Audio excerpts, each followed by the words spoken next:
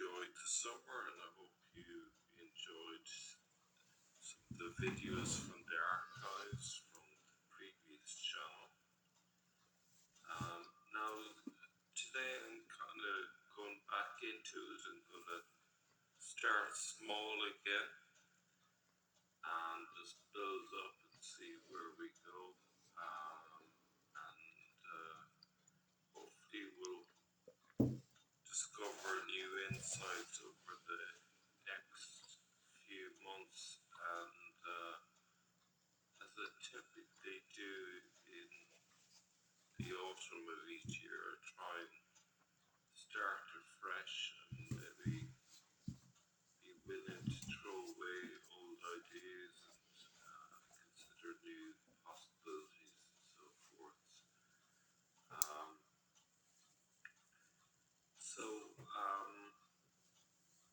During the summer, I was asked to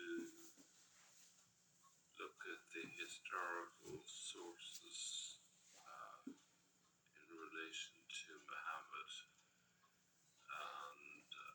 and so it's going to be probably a long pathway trying to find all the different papers and try and translate them. So I'm going to take it handy. I've felt kind of under pressure trying to get on top of it, but it's probably too big of a thing to do in the space of 2 or 3 weeks. It's going to take a bit longer, but to begin with, starting today, I'm going to be looking at excerpts from a book that I'm sure many of you are familiar with, The Hidden Origins of Islam. Said it is by Karl Heinz Ulrich and Gerd Poon. Let's see, a lot of useful essays in it.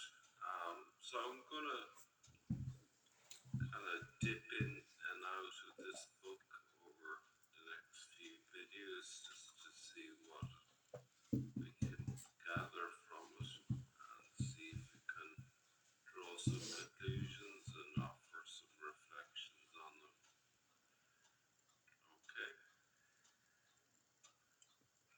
A lot of this is probably all familiar to many of you, but there's always new viewers, and sometimes the problem that I have is I forget to set the context and assume that everyone knows so much of the information already. All the biographical information we have can be found in 2 types of sources. The first consists of the biographical works of the early 9th and 10th centuries. These include the Sirah of Ibn Hisham, who died in 834, which claims to be related to a non-extant text of Ibn Ishaq, died in 768. Number 2, A History of Military Campaigns by al-Waqidi, who died in 822. Number 3, a book called Classes or Generations by Ibn Sa'ad, who died in 845. And 4, a book called Annals by al-Tabari, who died in 922. The second type of source consists of the 6 canonical collections of hadith, which date from the late 9th century ascribed to the following redactors. Number 1, al-Bukhari, who died in 870. 2, Muslim, who died in 875. 3, Abu Dawood, who died in 888. Number 4, al-Tirmidhi, who died in 892. 5, al-Nasa, who died in 915. And 6, Ibn Majah, who died in 886. Following the canons of historical critical research, these reports, written approximately 200 years after the fact, should be taken into consideration only with great reservations. So, strong emphasis on that. 200 years is a long time after the fact. One wonders what happened during those 200 years. How did it take that long for text to be written, biographies to be written? That should automatically raise question marks in our minds as to the reliability of these stories and accounts. It's totally made up. Pure fiction. It's fiction. It's fiction. We made it up. We made this one up. It's a made up tale. It's a total fabrication.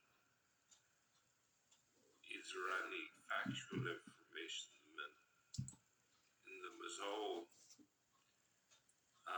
Even if there are some facts strewn amongst the pages, how can we tell the fact from the fiction? Essentially, we can't. It's really down to a subjective judgment which parts of it can be relied upon, which can't. And a lot of people get sucked into believing that they are the ones capable of distinguishing fact from fiction. They're just not very reliable. So Ulrich goes on. They were collected at a time when Muhammad was the paradigm of identification for a large and powerful empire. Consequently, the reports about him were appropriately stylized. So he suggested here that the empire was anthropomorphized essentially into a person, like the grand founder, who's not mentioned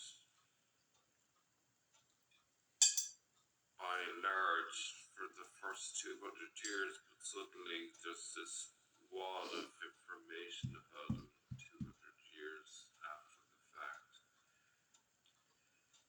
He goes on to say their legendary character forces itself on the reader who comes to the text uncritically.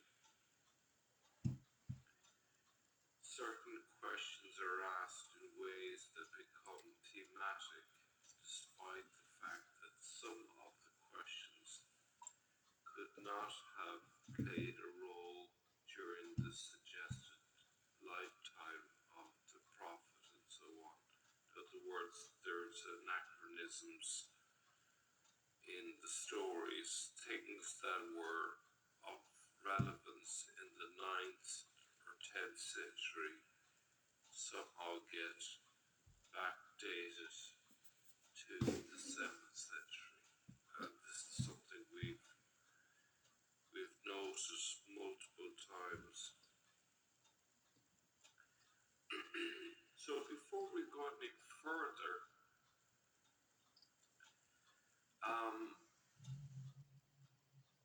this is essentially the reason why my channel exists, Islamic Origins.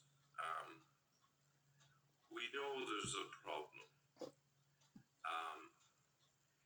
We know that the sources that exist in the Islamic tradition are very late. Whether we can actually get a real handle on what actually happened in the 7th century is debatable. We're obviously making our best attempt to reconstruct that history based on the slim amount of evidence that exists. But we shouldn't lose sight of the main point, which is that the standard Islamic narrative is a very dubious and late construction of what happened in the 7th century. And there is a lot that has been lost, and that it raises suspicions. Why was it lost? Was it lost on purpose? Was it got rid of, etc.? So Oleg goes on to say, nonetheless, these sources are the first to depict the life of Muhammad and trace the Quran back to his proclamations in Mecca and Medina, so that the shape of the Arabian prophet and his life remains historically in shadow. This one was invented by a writer. To put the issue more sharply, the problem of the sources casts doubt on the entire question of Muhammad's historicity. Muhammad is not a historical figure, and his official biography is a product of the age in which it was written. No, not this time. Now, there's a big dispute among scholars as to was Muhammad a historical figure or not. I've looked at Stephen Shoemaker's book in previous years, and he's of the belief that he was a historical figure, and the sources that exist from the 7th or 8th century, or at least sources that are purportedly from the 7th and 8th century, seem to suggest that there was such a historical figure, but we're obviously going to look at those sources again afresh, more critically. Look, there is a debate here, trying to brush this all away and say, well, there's a consensus that there was a historical figure, or there's a consensus that the Hadiths are reliable, or there's a consensus that the Sira is reliable, and so forth. That doesn't really get us anywhere. This is a very unusual situation. Yes, you could have a consensus around scientific matters because,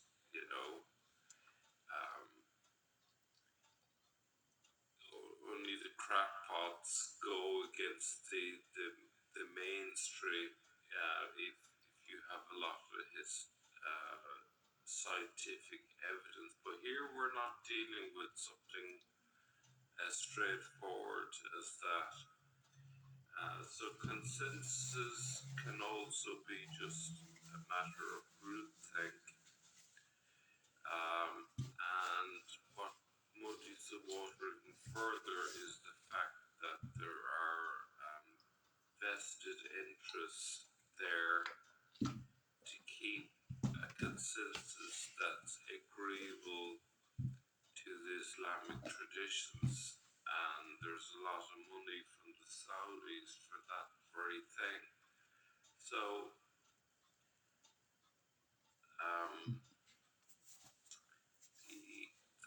the reference to consensus is a bit like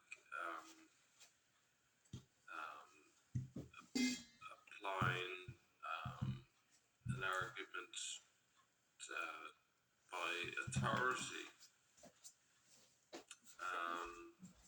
or it's a kind of resort to authority, and that's kind of can be fallacious. Not to say that expertise isn't important, it is, but we shouldn't be blinded by that either.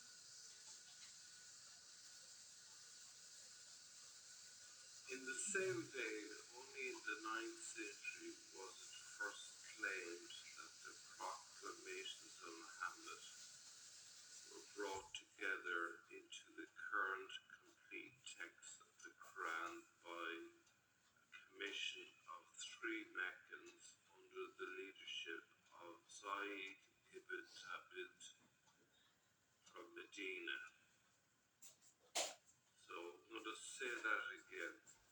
In the same vein, only in the 9th century was it first claimed that the proclamations of Muhammad were brought together into the current complete text of the Quran by commission of 3 Meccans under the leadership of Zayd ibn Thabit from Medina. So 7th century, 8th century, 9th century, we were talking quite a while afterwards that this claim is first made. So that's kind of suspicious. This editorial work is thought to have occurred in the Caliphate of Uthman 644-656, specifically between 650 and 656, that is 18 to 24 years after the death of Muhammad.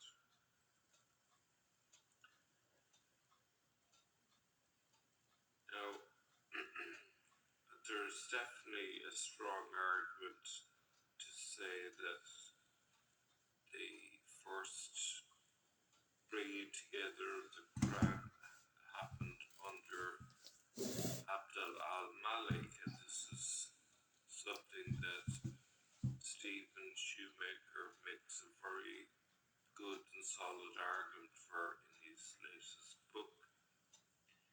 But let's move on. Rudy Paré writes the following in the introduction to his translation of the Quran, and in doing so, he gives expression to a consensus practically unanimous among scholars of Islam. We have no reason to accept the idea that even one single verse in the whole Quran does not stem from Muhammad. So Oleg says, but why? How does he know this to be true? On what sources does he build his argument? Such a claim highlights many issues, including the many tensions within the Quran, the placement alongside one another of varying, sometimes even contradictory traditions, its apparent redactional editorial work, the late date of its emergence as the Quran we know, as the earliest manuscript fragments indicate, and the much later date of the ascription of the text to the Arabian prophet. The way that Paré and others simply pass over all these literary critical problems is quite frankly shocking. Have to agree there. These sort of claims are bandied about, without actually using any evidence to back that up. It's just literally an opinion to make such a bold claim.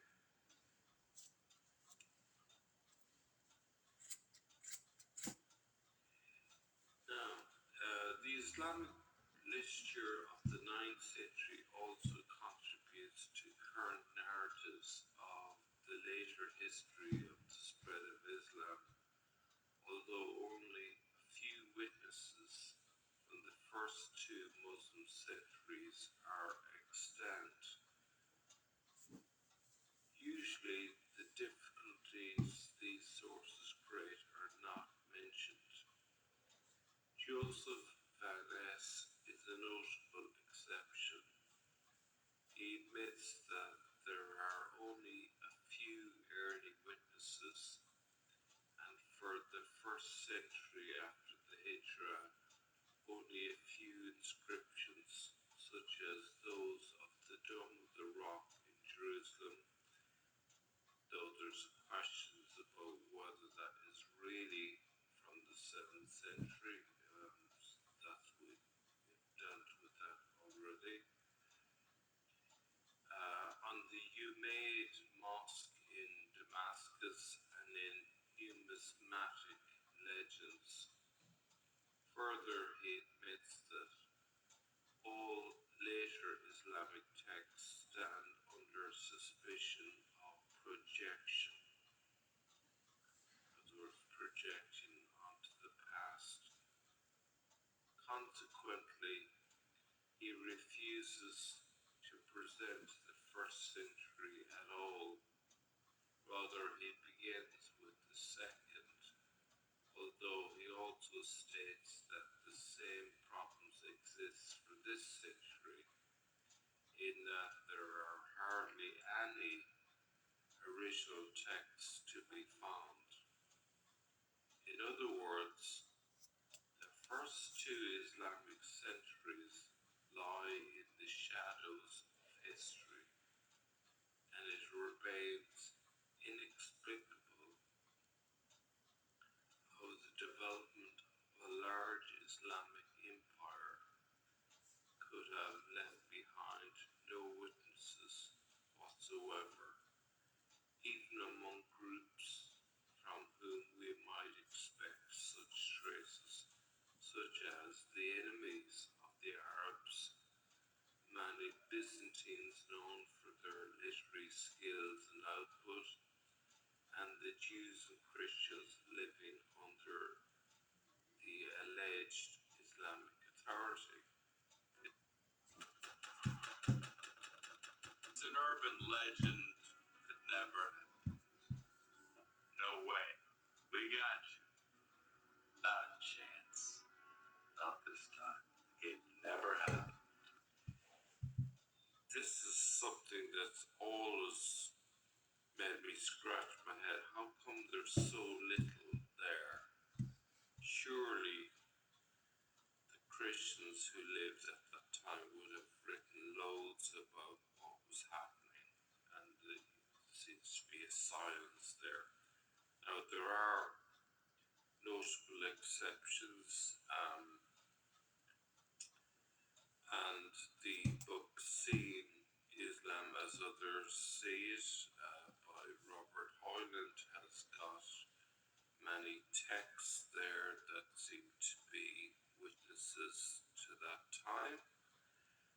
But that book doesn't really go into much historical criticism of those texts. And this is one of the weaknesses there, and this is not a criticism of Hoyland because we're very grateful for his compilation of those sources, but it's a it's a task yet to be done, really, at any great scale. There's been papers over the years, but really, there's a book to be written on that, with a proper historical criticism of all these sources, so we can really get a sense of where we stand on all of this. So, in other words, just to reiterate, the first two Islamic centuries lie in the shadows of history, and it remains inexplicable how the development of a large Islamic empire could have left behind no witnesses whatsoever, even among groups from whom we might expect such traces, such as the enemies of the Arabs, the many Byzantines known for their literary skills and output, and the Jews and Christians living under the alleged Islamic authority. With help from a few datable and localizable extant witnesses, namely coins and inscriptions, the contributors to this volume undertake the task of explicating the contours of this development in the first two centuries. It will be proven that the numismatic discoveries from this period, as well as the inscriptions on the dome of the rock, actually concern Christian texts and symbols which document Syrian, Arabian theological ideas that God is one and single, and that the one he has sent, Jesus, is to be praised, Muhammed. Such statements were aimed at demarcating the text's communities from Byzantine conceptions of the Trinity and of Christology. They document the proud attempt of an Arabian Christianity and the empires shaped by it to create and defend their own identity. In addition, it will become clear that long before the appearance of the idea of a hijra, there was the Arabic Christian reckoning of time, which began with the year 622 and was only later converted to a Muslim meaning. Until approximately the end of the 8th century, so it seems, Arabian Christian tribal leaders governed the regions of the Near East and of North Africa. Indeed, the Umayyad leaders and even the early Abbasids were Christians. Now that's quite a bombshell there. If that were true, is to be confirmed, but if that were true, that really shakes the foundations of the standard Islamic narrative. It was not until the 2nd century after the Hijrah that the idea of Muhammad seems to have been loosened from its original connection, namely to Jesus. Now we've seen that multiple times that, we can see the connection between Jesus and Muhammad, the praised one. It obviously took time for that to get disconnected. So the idea that the hadiths and the seerah and so on were written a couple of centuries after makes that more feasible, more possible. Back to the text here.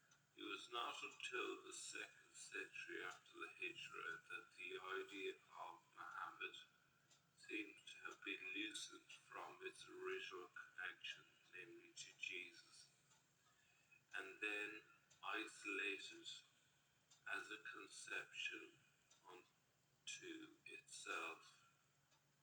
Further, this process of detachment seems to have experienced both an expansion of the idea to include a Christian apostle prophet named Muhammad and an intermediate stage that served as a conceptual bridge, namely the worship of a certain Ali exalted that took over normative functions in a more concrete way and in the place of the distant and transcendent Muhammad, i.e. Jesus.